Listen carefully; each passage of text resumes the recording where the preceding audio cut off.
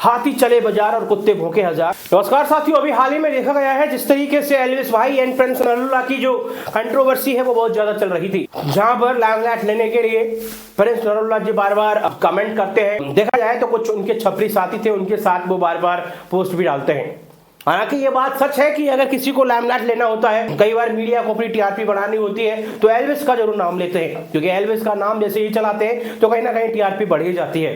क्योंकि अगर देखा जाए तो आज के टाइम पर एल्विस यादव को कुछ सेलिब्रिटी कहना या फिर एक बहुत बड़ा ब्रांड कहना संकोच नहीं होगा, बिल्कुल हम कह सकते हैं, क्योंकि उस व्यक्ति के अंदर वो ताकत है, उसके अंदर वो क्वालिटी है। लेकिन साथियों, देखा गया है हर एक नए दिन कोई ना कोई कंट्रोवर्सी छिड़ती रहती है, खासकर एल्विस के प्रति जिस तरीके से लोगों में कुछ नफरत भी है। हालांकि फैंस का प्यार एक बहुत बड़ा है उनके लिए, लेकिन कुछ लोग हैं जो कामयाबी से जलते हैं, और ऐसे भी होना चाहिए। एक कहावत आपने सुनी होगी, हाथी चले बाजार और कुत्ते भौंके हजार, तो ऐसा ही कुछ सिस्टम है। प्रिंस नरूला यहाँ पर जिस तरीके से आक्षेप लगाते हैं उनके ऊपर, जो कि कहीं ना कहीं गलत है, मामला सामने आता है। हालांकि जिस तरीके से उनकी रोडीज के सेट पर जो लड़ाई होती है वो कहीं ना कहीं हो सकता है कि थोड़ा टीआरपी के लिए भी हो, क्योंकि अगर लड़ाई नहीं होगी तो शो की टीआरपी कैसे बढ़ेगी। और मैं इतना कहना चाहूंगा, जो रोडीज की जो टीआरपी है कहीं ना कहीं इस बार हाई अच्छी रहने वाली है, और जहां एल्विस यादव होता है तो टीआरपी ऑटोमेटिक बढ़ ही जाती है, इसमें बिल्कुल संकोच नहीं कर सकते।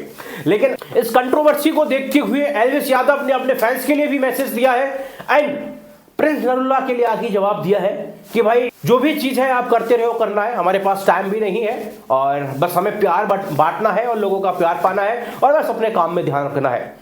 हालांकि रजत भाई भी यही बात को कहते हुए कई बार नजर आते हैं अपने फैंस के लिए कि कंट्रोवर्सी में कुछ नहीं रखा है, जो कह रहा है उसे कहने दीजिए, बस अपने काम पे ध्यान दीजिए जो भी आप काम कर रहे हैं। और सबसे बड़ी बात है कि इस दौड़ भाग भरी जिंदगी में अपने परिवार को कोई टाइम नहीं निकाल पाता है, तो अपने परिवार को टाइम जरूर दीजिए। तो ये सारी चीजें होती हैं। आइए मैं सुनाता हूँ आखिर एल्विस भाई ने क्या बोला है।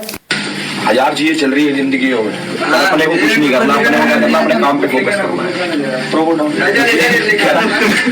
At the end of the day जो काम आएगा वो आपका काम है और आपकी फैमिली है, तो जितना हो सके आप अपना काम करो, बेफालतू की चीजों से दूर रहो, कोई कंट्रोवर्सी में मत पड़ो, अपना जीवन बढ़िया रखो, क्लीन, और अपने मौज काटो अपनी फैमिली की। मुझे समझ में नहीं आता कि कुछ लोग इनके पीछे पड़े क्यों हैं, इनका विरोध क्यों करते हैं। हालांकि मुझे एल्विस का ऐसा कोई भी नेगेटिव साइड नहीं दिखता है।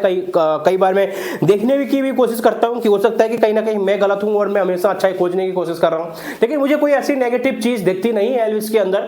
और हालांकि लोग कहते हैं, यहाँ भी आप देख सकते हैं एल्विस किस तरीके से कह रहे हैं कि भाई देखिए, आप जितने विवादों में फंसोगे उतना ही उलझते हुए चले जाओगे। जो चीज मैंने और आपने नहीं देखी साथियों, वो कहीं ना कहीं एल्विस ने देख रखी है। इन्होंने जिस तरीके से इनके ऊपर केस लगे थे, झूठे आरोप लगे थे, और फिर इनको जेल भी जाना पड़ा था, फैमिली को बहुत ज्यादा सहना पड़ा था।